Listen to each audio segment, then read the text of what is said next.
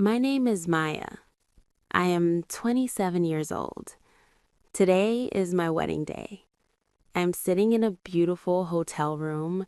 My dress is hanging on the door. It is white and long like a cloud. Outside, the sky is a perfect blue. Everything is perfect. My phone buzzes. It is a message from David. He is my fiancé. Soon he will be my husband.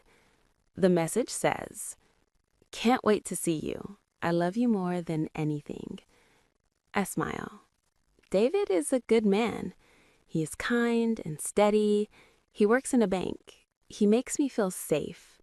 Our life is calm and happy. We have a small apartment with a yellow kitchen.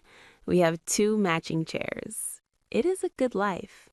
I am happy. My maid of honor, Jessica, comes into the room. "Maya, there's a small problem," she says. Her face is worried. "What is it?" I ask. My heart beats a little faster. The file for your song is not working," she says. "The DJ needs the original file from your laptop." "My laptop is in my car. My car is in the hotel parking lot." "Okay," I say. "I'll go get it." "No, you're in your robe. I'll send someone to get your keys," Jessica says. She runs out of the room. I wait. I look at my white dress. I think about walking toward David. I feel a quiet joy. A few minutes later, there is a soft knock on the door. I open it, and my world stops. It is him, Sam. He is standing there, holding my car keys. He is wearing the hotel uniform, a simple blue shirt. He looks older. There are small lines around his eyes, but his eyes are the same, the color of dark coffee, the eyes I tried to forget for 3 years. "Sam," I whisper. I cannot breathe. "Hello, Maya," he says. His voice is quiet. It is the same voice that used to sing me to sleep. What are you doing here?" "I work here now," he says. He will not look at me. He just holds out the keys. "Jessica sent me." I take the keys. Our fingers almost touch. I pull my hand back quickly. For a long moment, we just stand there. The air is full of silence. It is full of everything we never said. Sam was my first love, my big love. He was a musician. He had an old guitar and a messy apartment. Our life was not calm. It was a beautiful storm. We had no money. We had no plan. We only had each other. Then one day, he was gone. He left a note on our small kitchen table. It said, "I'm sorry, I can't do this." He disappeared. He broke my heart into pieces that I thought would never mend.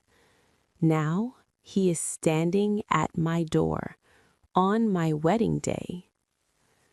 Suddenly, the lights in the hallway flicker. Outside, the blue sky is gone. It is dark gray. I hear a loud clap of thunder. "There's a big storm coming," Sam says. "You should get the laptop now.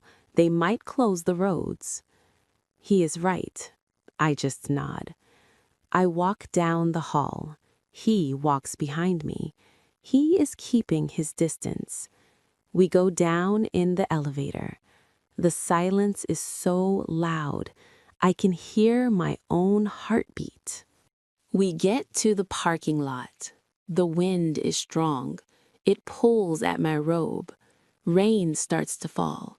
Big, heavy drops. We run to my car. I get the laptop. By the time we run back to the hotel lobby, we are both wet. The power goes out completely.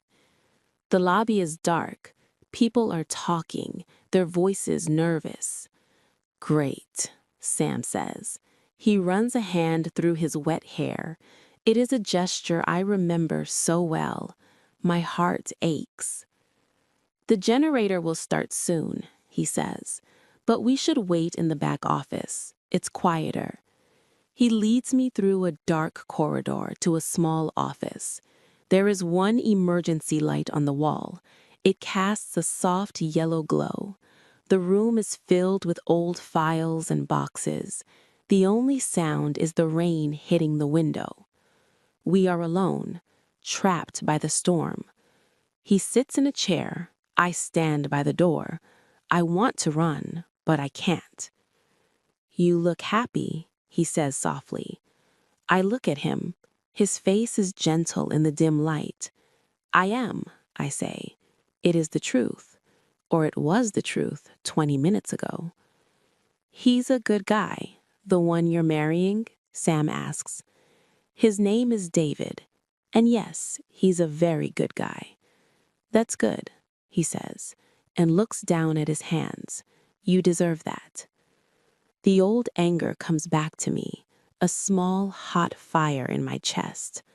Why did you leave, Sam? I ask. My voice is shaking.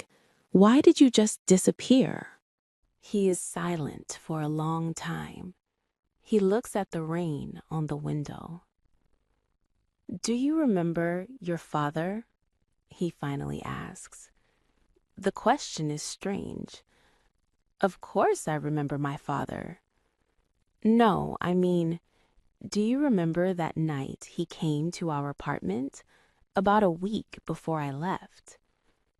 I think back. My dad did not like Sam. He thought Sam was a poor choice for me, a musician with no future. He visited, I say carefully. He was always worried about me. He was, Sam agrees. He showed me something that night, after you went to bed. He pauses. It was a brochure for a business program in Chicago, a really good one. Your father said you were smart enough to get in. He said you had a real future, a career.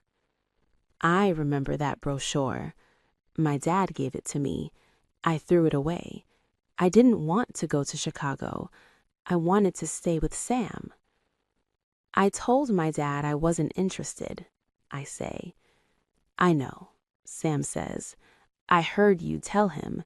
You said, my life is here with Sam. And when I heard that, Maya, my heart broke.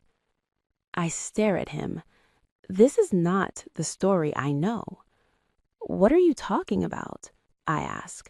My heart broke. I looked at my life, he says, his voice thick with emotion. I had nothing. No money, no degree, just a guitar. I was keeping you in that tiny apartment. I was keeping you from a real life. Your father was right. I was holding you back. Tears are in his eyes now. I loved you too much to be the person who stopped you from having everything. So I left. I wrote that stupid note because I knew if I tried to explain, you would convince me to stay. And I was weak. I would have stayed. The room is spinning. The story I told myself for 3 years was a lie. He didn't leave because he didn't love me. He left because he loved me too much. So I left, he continues, his voice a whisper, and I got a job. I saved money. I started taking classes. I wanted to become someone who deserved you. My plan was to come back when I was better, when I was enough. He looks at me and his face is full of pain, but I was too slow. By the time I felt ready, I saw on social media you were with him. You looked so happy, and I couldn't ruin that for you, so I stayed away. Just then, the main lights in the office flicker on. The power's back. The emergency light turns off. The harsh, bright light of reality is back. The door opens. It's Jessica. Maya, there you are. We were so worried. The storm is passing. It's time. You need to get your dress on. It's time to get married. She looks at Sam, then back at me. She sees the tears on my face. Are you okay? She asks. I can't speak. I just look at Sam.